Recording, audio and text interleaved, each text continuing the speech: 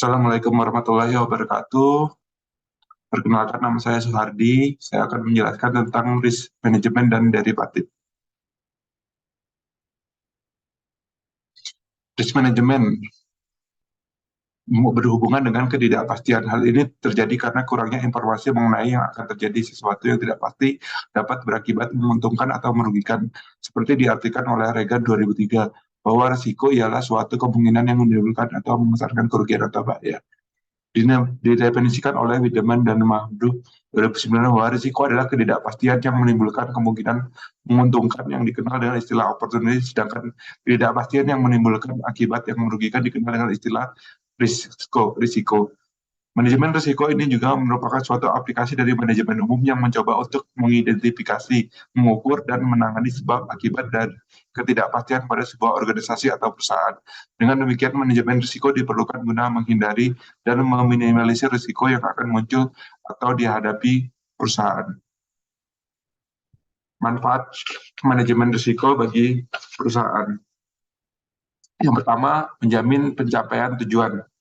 Manajemen dalam sebuah perusahaan menggunakan segala cara yang baik untuk mencapai tujuan perusahaannya. Dalam usaha untuk mencapai tujuan tersebut, banyak hal bisa terjadi. Ada hal-hal yang bisa diantisipasi sebelumnya, dan ada yang kemudian masa depan yang penuh ketidakpastian. Ketidakpastian itulah yang menimbulkan risiko.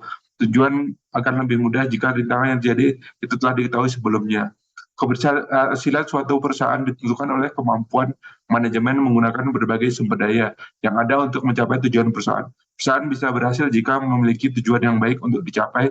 Perusahaan yang memiliki manajemen risiko yang baik akan lebih mudah jalannya untuk mencapai tujuan yang dibandingkan dengan perusahaan yang tidak memiliki manajemen risiko yang baik. Yang kedua, meminimalkan kemungkinan bangkrut. Semua perusahaan memiliki kemungkinan bangkrut atau gulung tikar. Risiko bangkrut ini bisa menimpa siapa saja dan kapan saja. Tidak ada yang bisa menjamin bahwa sebuah perusahaan tidak akan bangkrut. Perusahaan yang menerapkan manajemen risiko dengan baik akan sanggup menangani berbagai kemungkinan yang merugikan yang akan terjadi pada perusahaannya. Hal ini bisa meminimalkan kemungkinan kerugian dan eksistensi perusahaan bisa dipertahankan. Yang ketiga, meningkatkan keuntungan perusahaan. Manajemen risiko yang baik dan teratur tentu dapat meningkatkan keuntungan perusahaan. Salah satu manfaat dari manajemen risiko adalah dapat memperkecil kerugian sehingga keuntungan yang akan diperoleh semakin besar. Dengan penanganan risk manajemen yang baik, segala kemungkinan kerugian yang bisa menimpa perusahaan bisa dimuat seminimal mungkin sehingga biaya menjadi lebih kecil dan keuntungan yang masuk ke perusahaan bisa lebih bertambah. Hal ini harus menjadi salah satu indikator suksesnya pelaksanaan manajemen risiko dalam suatu perusahaan. Yang keempat, memberikan keamanan pekerjaan. Manajer harus memiliki kemampuan memahami, menganalisa, dan menangani risiko. Manajer yang dapat menangani risiko yang baik dapat membantu menyelamatkan perusahaan. Apabila perusahaan manajer tangani tersebut dapat terhindar dari kerugian, maka sudah pasti perusahaan akan mengalami kemajuan dan karir manajemen ikut maju. Tujuan manajemen risiko. Tujuan manajemen risiko secara umum digunakan untuk dasar agar bisa memprediksi bahaya atau hal yang tidak menyenangkan yang akan dihadapi dengan perhitungan yang cermat serta pertimbangan yang matang dari berbagai informasi di awal untuk menghindari hal-hal yang tidak diinginkan. Secara khusus, tujuan dari manajemen risiko ialah menyediakan informasi mengenai risiko kepada pihak regulator, dua, meminimalkan kerugian dari berbagai risiko yang uncontrolled. Yang ketiga, agar perusahaan tetap hidup dengan perkembangan yang berkesinambungan. Yang keempat, biaya manajemen risiko yang efektif dan efisien. Yang kelima, memberikan rasa aman. Yang keenam, agar mendapatkan perusahaan stabil dan mampu memberikan kepuasan bagi pemilik dan pihak lain. Prinsip manajemen risiko. Yang pertama, perumusan tujuan. Perumusan adalah kejelasan visi misi perusahaan menjadi pedoman untuk menentukan langkah-langkah rasional dan strategi yang harus ditempuh. Salah satunya yaitu tujuan yang hendak dicapai dalam mengelola risiko perusahaan melalui langkah-langkah antisipasi risiko secara umum yang bertujuan untuk menghindari segala bentuk pemborosan. Yang kedua, kesatuan arah. Dalam menjalankan suatu kegiatan dalam perusahaan, maka harus mempunyai tujuan yang sama dengan yang diarahkan oleh pimpinan. Dalam buku prinsip-prinsip manajemen dikatakan seorang karyawan bekerja di salah satu bagian hanya menerima instruksi mengenai kegiatan tertentu dari seorang kepala bagian dan menjadi atasannya. Yang ketiga, pembagian kerja dan pendelegasian wewenang. Pembagian kerja dan pendelegasian wewenang dalam sebuah perusahaan perlu dilakukan sehingga setiap unit mengetahui secara jelas wewenang dan tanggung jawabnya yang diembannya. Tujuan itu pendelegasian wewenang adalah untuk mencapai hasil akhir yang maksimal sesuai dengan yang diinginkan agar pendelegasian tersebut bagian tugasnya pada bawahan. Yang keempat, koordinasi. Koordinasi merupakan salah satu fungsi manajemen atau proses pengintegrasian, sinkronisasi, serta penyederhanaan pelaksanaan tugas yang terpisah secara terus-menerus untuk mencapai tujuan secara efektif dan efisien. Adanya koordinasi direkam tidak pekerjaan yang tempat ini. Tanpa koordinasi maka sudah didapatkan tujuan perusahaan yang efektif dan efisien. Yang kelima, pengawasan. Dengan adanya prinsip pengawasan maka dapat diketahui tentang hasil yang dicapai. Pengawasan dapat berfungsi untuk mengukur seberapa jauh hasil yang telah dicapai dengan apa yang direncanakan. Pengawasan harus dilakukan guna menghindari penyalahgunaan wewenang. Kemudian macam-macam bentuk risiko. Yang pertama, risiko sifat usaha. Berbagai jenis usaha mengandung risiko yang berbeda satu sama lain. Usaha-usaha yang bersifat perintis yang sebelumnya belum pernah dilakukan memiliki risiko tinggi. Hal ini disebabkan oleh minimnya pengalaman. Yang kedua, risiko geografis. Risiko geografis erat kaitannya dengan bencana alam yang sering terjadi pada lokasi usaha, tertentu misalnya bencana banjir, kebakaran pada usaha perkebunan, dan lain-lain. Yang ketiga, risiko politik. Risiko politik mengalir juga terhadap sebuah usaha. Kebijakan politik yang tidak jelas bisa menyebabkan kegagalan pada sebuah usaha. Oleh karena itu, analisis mengenai kestabilan politik suatu daerah atau negara cukup memberikan masukan tentang prediksi keberhasilan atau usaha di masa yang akan datang. Yang keempat, risiko ketidakpastian. Faktor ketidakpastian akan menggunakan spekulasi, dan spekulasi akan mengandung risiko tinggi karena segala sesuatu yang dapat dinyatakan lebih dahulu dengan baik. Yang kelima, risiko persaingan. Risiko persaingan bisa berwujud persaingan antar sesama perusahaan dengan industri yang sama. Untuk menangkan persaingan tentunya dituntut manajemen pemasaran yang secara sama memperhitungkan analisis kekuatan dan kelemahan secara menyeluruh. Langkah-langkah manajemen risiko. Langkah-langkah atau proses yang dilakukan dalam upaya menangani suatu risiko, risk management sangat tergantung pada konsep dasar yang dianut untuk membuat suatu perencanaan yang lebih baik mengenai risiko yang dihadapi perusahaan. Maka langkah-langkah yang harus ditempuh antara lain, yang A, identifikasi risiko perusahaan. Identifikasi risiko perusahaan dengan membantu menggunakan checklist dalam sebuah perusahaan diperlukan metode yang sistematik untuk mengeksplorasi semua segi dari semua perusahaan. Metode yang bisa digunakan adalah yang pertama, kuesioner analisis risiko. Ini manajemen risiko untuk memastikan bahwa informasi diberikan berkaitan dengan harta dan operasi perusahaan yang tidak terlupakan. Yang kedua, metode laporan keuangan. Metode ini dilakukan untuk menganalisis laporan keuangan, yaitu neraca, laporan laba rugi, serta catatan keuangan lainnya. Manajemen risiko. Manajer risiko yang dapat mengidentifikasi semua risiko yang berkaitan dengan harta utama perusahaan. Setiap perkiraan dianalisis secara mendalam berkaitan dengan kemungkinan kerugian yang dapat terjadi pada setiap perkiraan itu. Yang ketiga, metode peta aliran. Metode ini akan mengaruhi seluruh rangkaian operasi usaha dimulai dari input sampai output. Checklist dari kerugian potensial digunakan untuk operasi terlihat dalam peta aliran sehingga menentukan kerugian yang dihadapi oleh perusahaan yang bersangkutan. Yang keempat, metode inspeksi langsung di tempat. Metode ini digunakan untuk melakukan inspeksi secara langsung di tempat di mana dilakukan aktivitas perusahaan. Pengamatan manajer risiko bisa membuahkan hasil mengenai bagaimana kenyataan di lapangan sehingga bermanfaat untuk menanggulangi risiko. Yang kelima, metode interaksi dengan pihak luar. Pihak luar bisa direkam untuk mengadakan hubungan dengan perseorangan ataupun perusahaan lain, terutama pihak yang dapat membantu perusahaan dalam menangani risiko seperti penasihat hukum, akuntan, konsultan manajemen, dan lain-lain. Mereka dapat membantu dalam mengembangkan identifikasi terhadap kerugian potensial. Yang keenam, catatan statistik dari kerugian masa lalu. Selain digunakan untuk evaluasi kinerja yang berpotensi akan menunjukkan kerugian perlu dipantau dan disempurnakan seperti kualitas produksi, kualitas pelayanan, dan lain-lain. Yang ketujuh, analisis keuangan.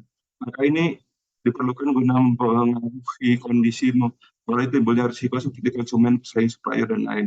Dalam analisis masing-masing komponen dipertimbangkan yang penting di antara sifat hubungannya kenaikannya serta kestabilan, seperti contoh penjualan produk secara langsung atau tidak langsung dari produsen langsung ke konsumen atau dari produsen langsung melalui grosir, pedagang eceran baru ke konsumen, dan lain-lain.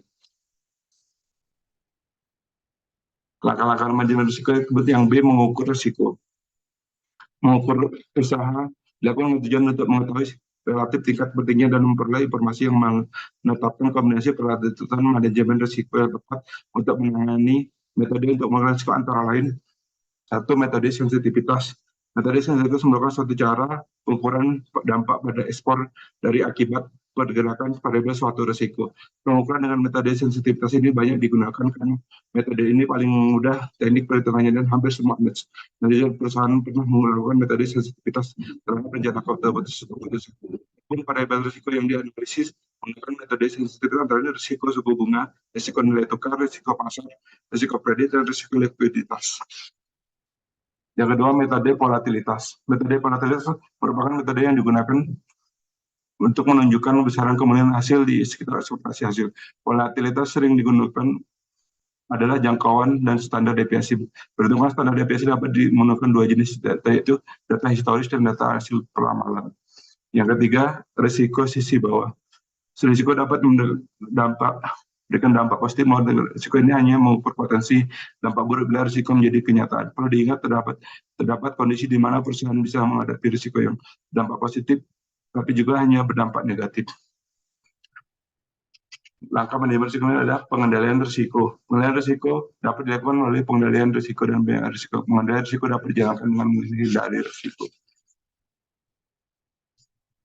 Lanjut ke derivatif.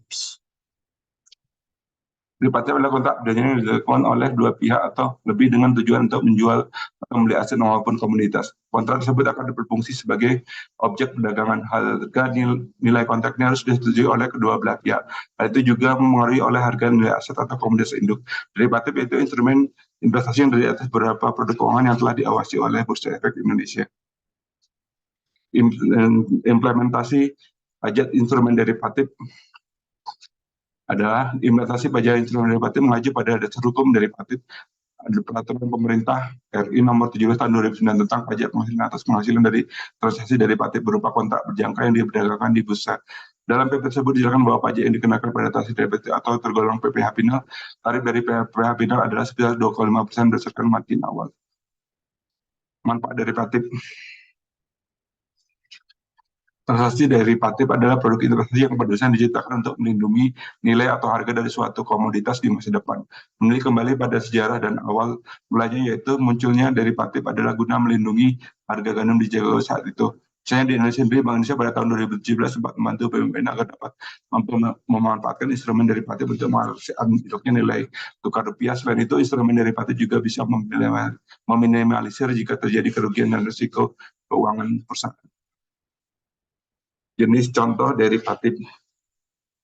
Jenis instrumen derivatif berdasarkan menjadi beberapa bentuk. Secara umum, instrumen derivatif dibagi menjadi dua bagian, yaitu derivatif yang dijual di pasar sekunder dan derivatif yang dijual di luar bursa. Berikut beberapa jenis contoh derivatif. Yang pertama, kontrak serah, dua kontrak berjangka, tiga kontrak opsi, dan 4 swap.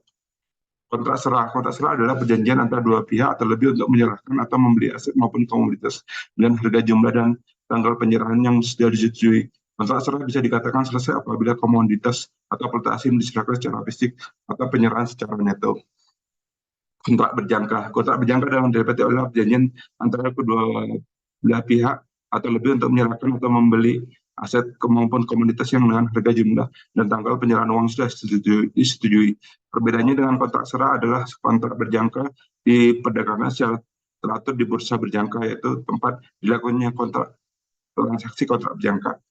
Kontrak opsi adalah salah satu instrumen derivatif yang banyak digunakan untuk melindung dari risiko atau nilai. Terdapat dua jenis kontrak opsi, yaitu opsi jual serta opsi beli. Opsi jual atau put option adalah memberikan hak kontrak kepada pemiliknya untuk menjadi aset tertentu. Sedangkan opsi beli adalah memberikan hak kontrak kepada pemiliknya untuk membeli sesuatu tertentu. Pemilik opsi memiliki hak, namun mereka tidak berkewajiban melakukan transaksi dengan harga yang ditentukan dalam kontrak opsi. Yang keempat, swap. Jenis terakhir dari derivatif adalah swap, yaitu kontrak untuk saling menukar arus kas dalam jangka waktu tertentu dilakukan secara terus-menerus. Contoh transaksi swap adalah yang bisa dilakukan oleh interest rate swap. Interest rate swap dikaitkan dengan nilai atau harga apapun cenderung fluktuatif. Fungsi dari swap tersebut lazimnya sebagai pelindung perusahaan dan menghadapi fluktuatif suku bunga. Swap umumnya dapat dinegosiasikan secara langsung oleh kedua belah pihak memiliki pemilik kontrak atau lebih. Risiko derivatif.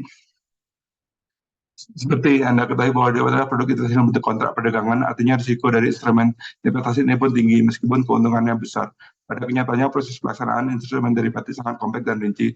Walaupun bertujuan melindungi nilai tukar rupiah, perusahaan yang menggunakan produk derivatif bukan seperti bisa terbebas dari risiko yang ada.